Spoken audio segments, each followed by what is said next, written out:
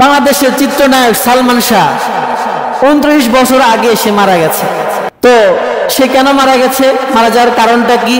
কেউ বলে সে আত্মহত্যা করেছে, কেউ বলে তাকে হত্যা করা হয়েছে, তার ভক্তরা বলে তাকে হত্যা করা হয়েছে, কেউ বলে যে না সে আত্মহত্যা করেছে। তো আত্মহত্যা হোক আর হত্যাই হোক, যেটাই হোক না কেন, এর মূল কারণটা কি আমার ভাইরা? এই মূল কারণটা কেউ বলে না। এই মূল কারণ কি ছিল?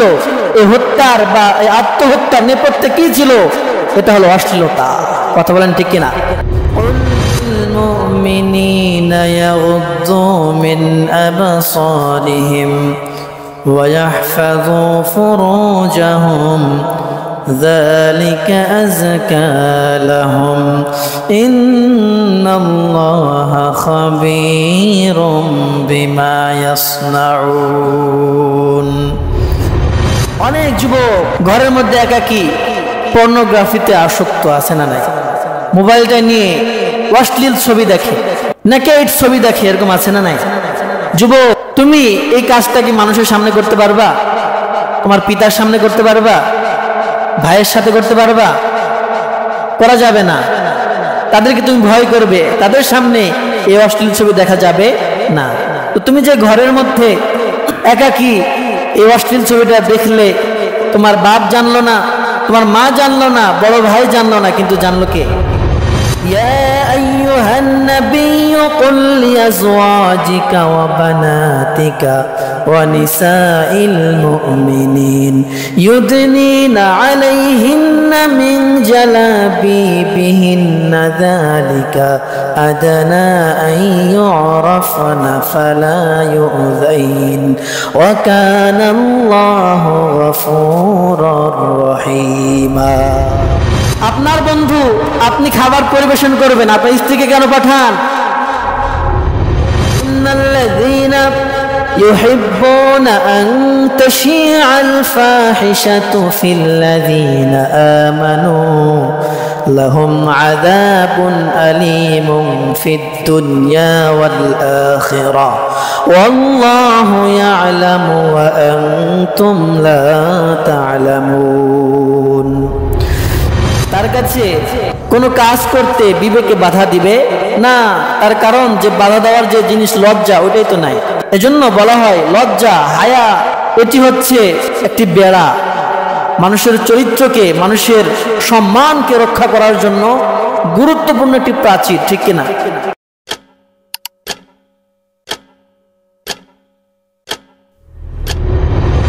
আমার প্রিয় মুসল্লি ভাইয়েরা, অশ্লীলতা সে অদৃশ্য বিষ যা সমাজের শিরায় শিরায় নৈতিকতার রক্তকে শুষে নেয়, ঠিক কিনা?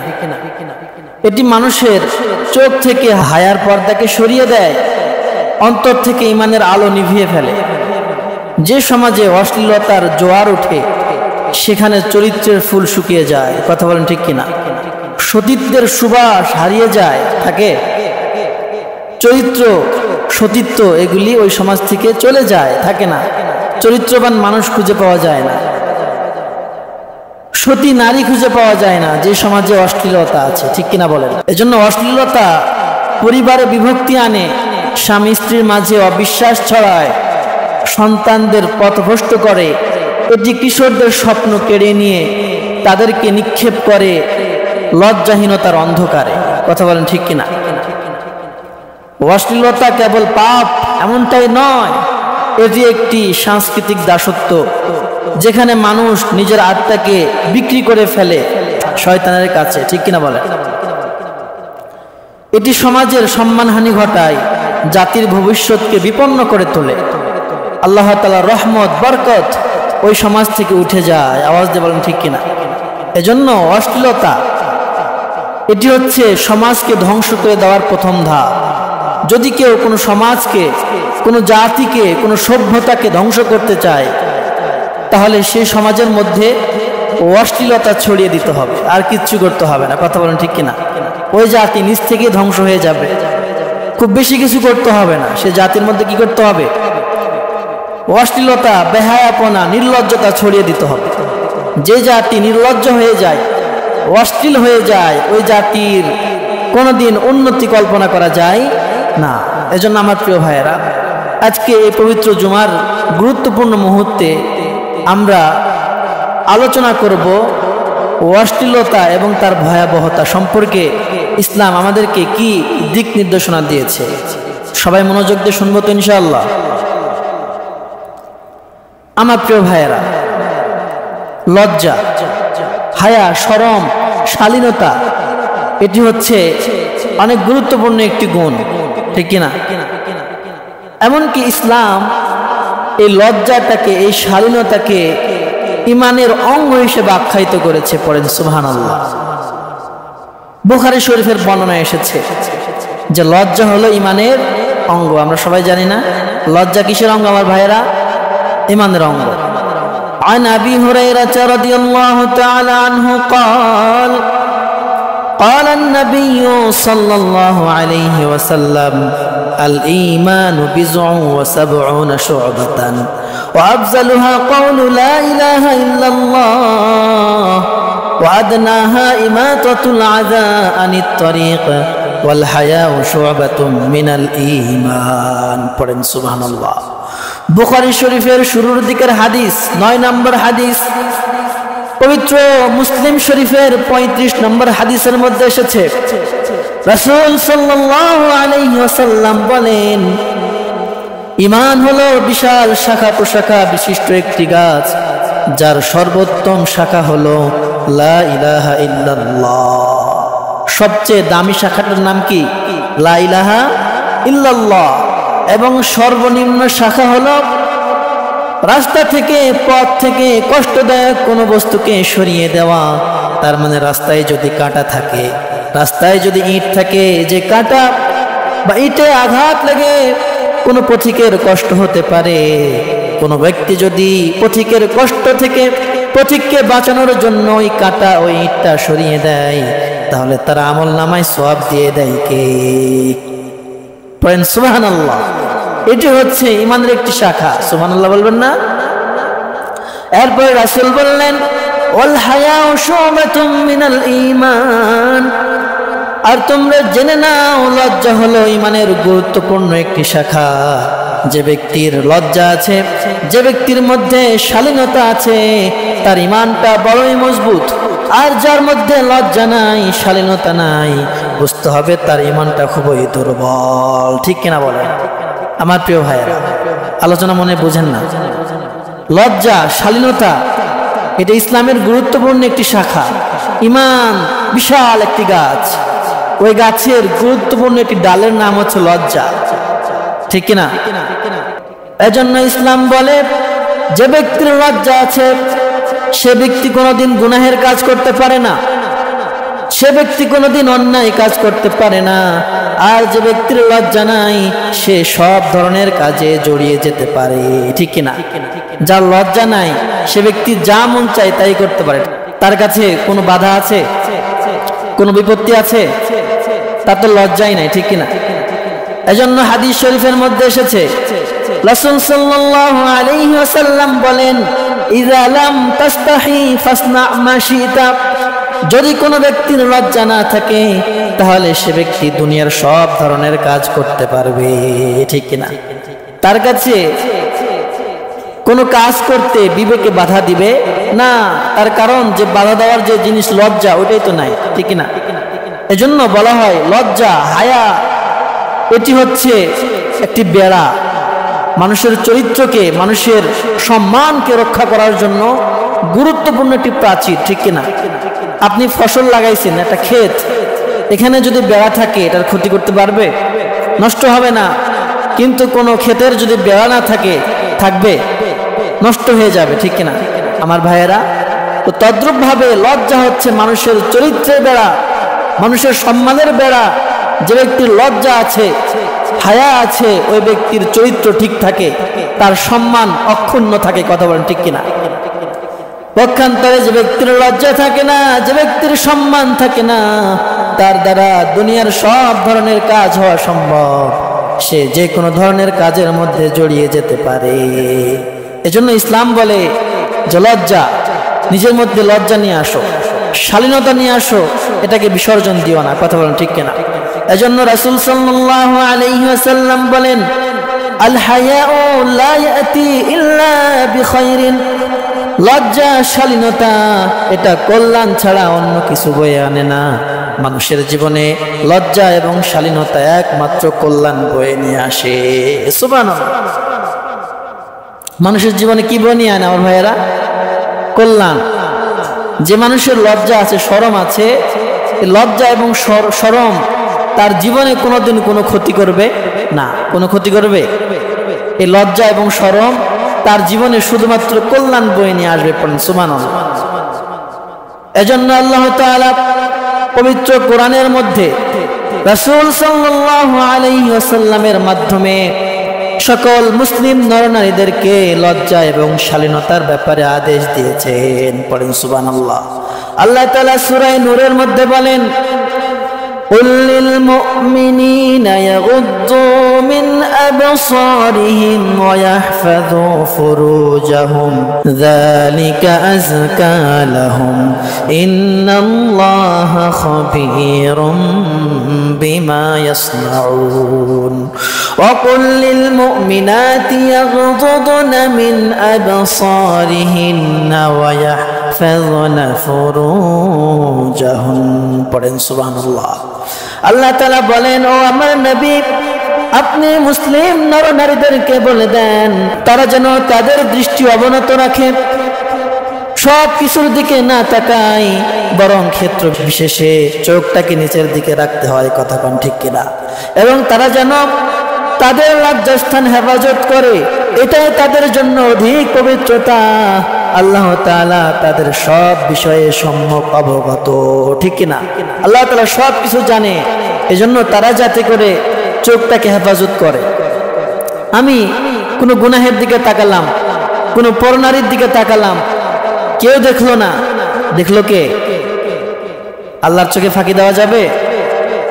যদি আমি গোপনে ঘরের মধ্যে অন্ধকারে একাকী কোনো পাপ করি, তাহলে এই পাপটা পৃথিবীর যদি কেউ না জানে, একজন জানে, তিনি কে? অনেক যুবক ঘরের মধ্যে একাকী পর্নোগ্রাফিতে আসক্ত আছে না নাই? মোবাইলটা নিয়ে অশ্লীল ছবি দেখে, নেকেড ছবি দেখে, এরকম আছে না নাই? যুবক, তুমি এই কাজটা কি মানুষের সামনে করতে পারবা? তোমার পিতার সামনে করতে পারবা? ভাইয়ের সাথে করতে পারবা? করা যাবে না। তাদেরকে তুমি ভয় করবে, তাদের সামনে এই অশ্লীল ছবি দেখা যাবে না। তো তুমি যে ঘরের মধ্যে একাকী এই অশ্লীল ছবিটা দেখলে, তোমার বাপ জানলো না, তোমার মা জানলো না, বড় ভাই জানলো না, কিন্তু জানলো কে? তাহলে আমার মনে যদি থাকে যে আমার এই অবস্থাটা কেউ না দেখলেও দেখে কে? আমার রব আল্লাহ তাআলা, তাহলে কি আমি সে পাপ করতে পারবো?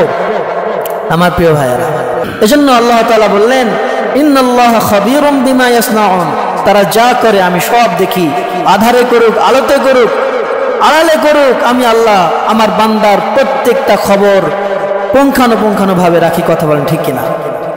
এজন্য আমার প্রিয় ভাইয়েরা, রব্বুল আলামিন অন্য আয়াতের মধ্যে বলেন, ইয়া আইয়ুহান নাবিয়্যু কুল লিআজওয়াজিকা ওয়া বানাতিকা ওয়া নিসাইল মুমিনিন ইউদনিনা আলাইহিন্না মিন জালাবিবিহিন্না যালিকা আদনা আন ইউরাফনা ফালা ইউযাইন ওয়া কানা আল্লাহু গফুরুর রহিমা।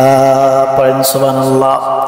আল্লাহ তাআলা তার প্রিয় নবীকে ডাক দিয়ে বলেন, ও আমার প্রিয় হাবিব, আপনি আপনার স্ত্রী, আপনার কন্যা এবং সকল মুসলিম নারীদেরকে বলে দেন তারা যেন তাদের গায়ে, তাদের শরীরে পর্দা দিয়ে দেয়, চাদর দিয়ে নিজেকে আবৃত করে ফেলে।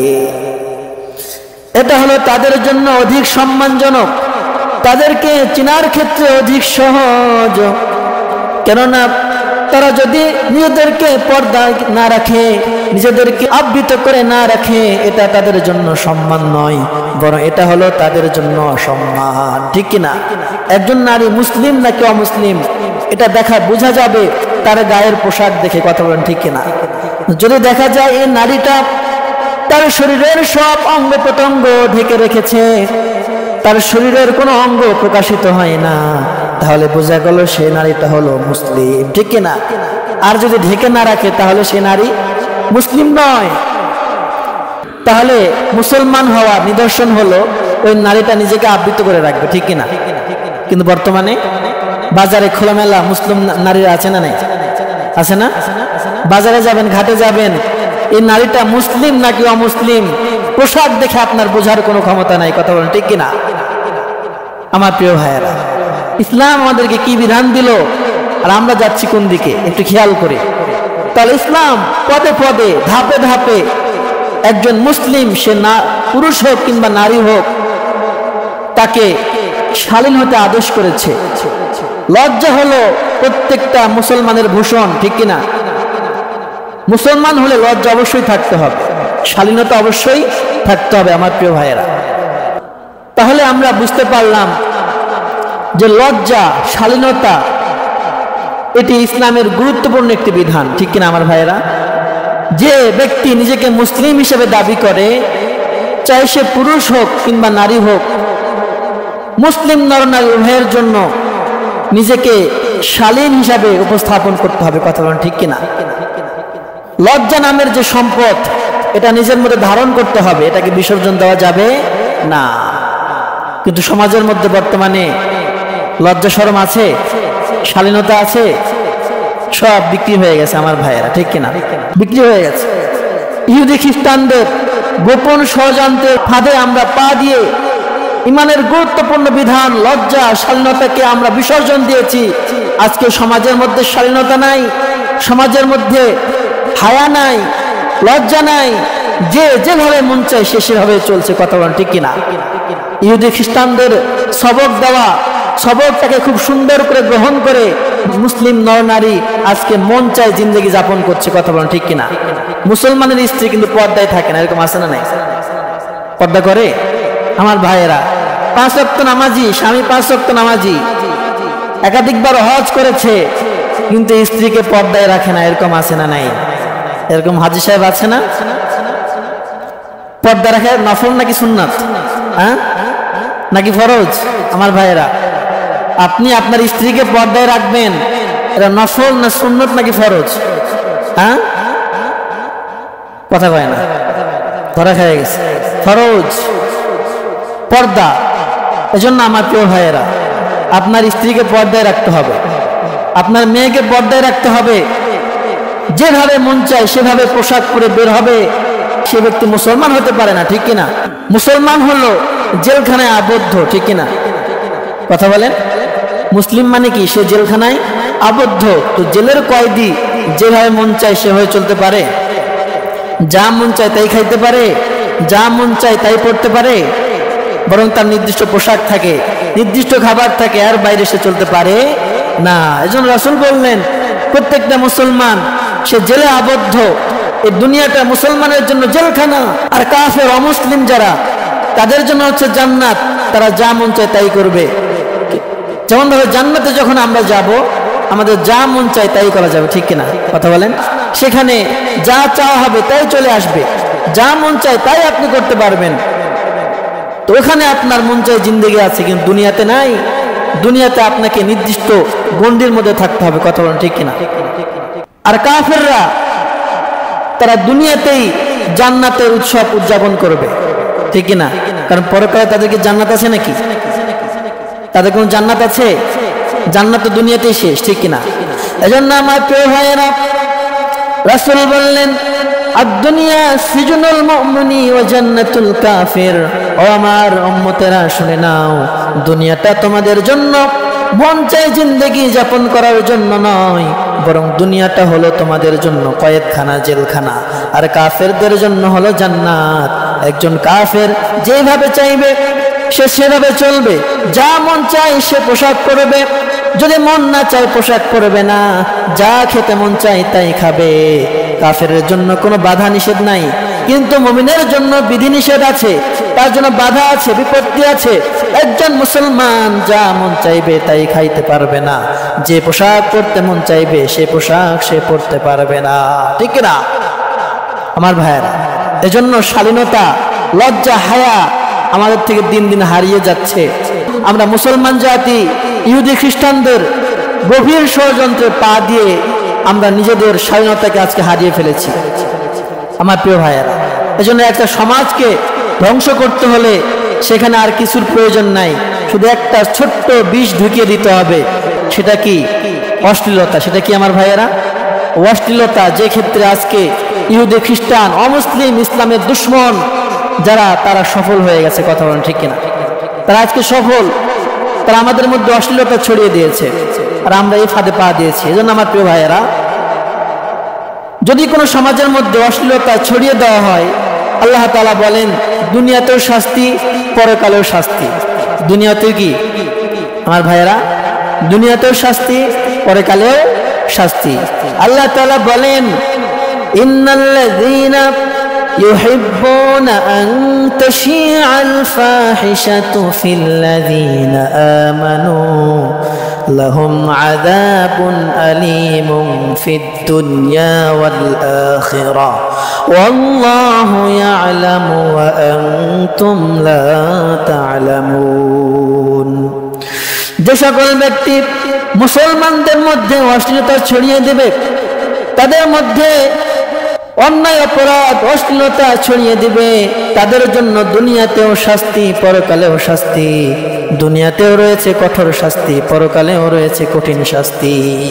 আমার ভাইয়েরা, দুনিয়াতেও কি শাস্তি, পরকালেও শাস্তি থাকবে।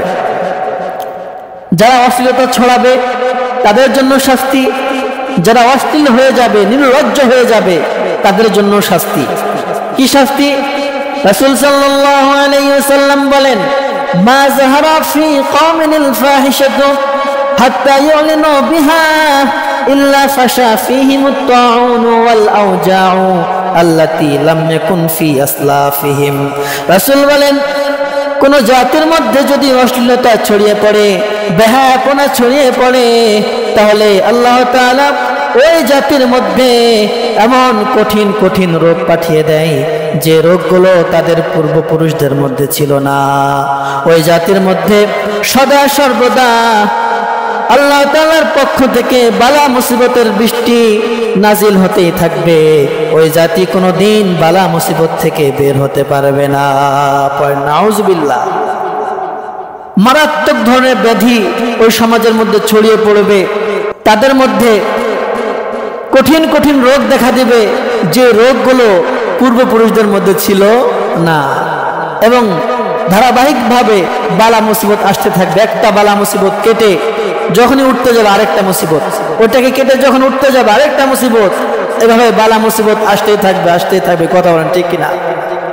এজন্য আমার প্রিয় ভাইয়েরা, আজকে দেখেন সমাজের মধ্যে কত বালা মুসিবত, কত মারাত্মক ধরনের রোগ। এগুলো রোগ আগে ছিল না। ছিল আগে? করোনা ভাইরাস মহামারী আকার ধারণ করেছিল, এটা আগে ছিল নাকি? এই ভাইরাসকে আগে ছিল? ছিল না। বর্তমানে কঠিন রোগ এইডস, যে রোগের কোনো চিকিৎসা আবিষ্কার হয় না, ঠিক কিনা? এই রোগ যদি কাউকে ধরে বসে তার আর নিস্তার নাই, মৃত্যু নিশ্চিত, ঠিক কিনা?